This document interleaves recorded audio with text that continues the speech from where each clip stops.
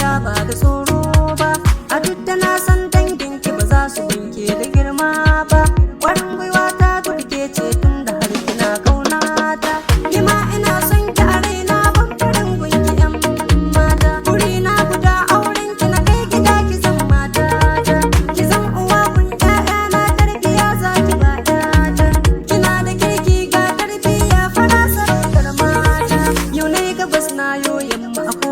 ina shan fama, ina ta neman tamkar ki na barki gunki dai zan koma, na kasa samun mai nutsuwa kamar ki zuci na shan fama, ga dangin ki sun ki su bar mu a tare wai ina zan kama, yi rayuwa kai da masoyin gaskiya ka fi jin daɗi, idan yana son ka kana ƙaunar sa nan zama zai daɗi, auren dole ba fa'ida ba kar ku ce ina yin kauɗe, daɗin zaman soyayya na faɗa farin ciki mai faɗi, kai sarauniya ta ga kyau ɗawi cikin ado son kallo, da ta biyo layi ko ta ina ana ta famar kallo, ana ta famar kallon tauraruwa a yau ta bullo, farin idanunta kamar madara farin wata sha kallo, salon buɗar bakin ta murmushin ta ya isan yin kallo, da kajiyo sautin muryar gimbiya zanga ka bullo, muryar ta zaki tamkar busassarewa gidan kallo, tana da tsara kalamai ko baka ji za ka sha kallo, kai sarauniya ce a gidan sarki fa gimbiya sai kallo,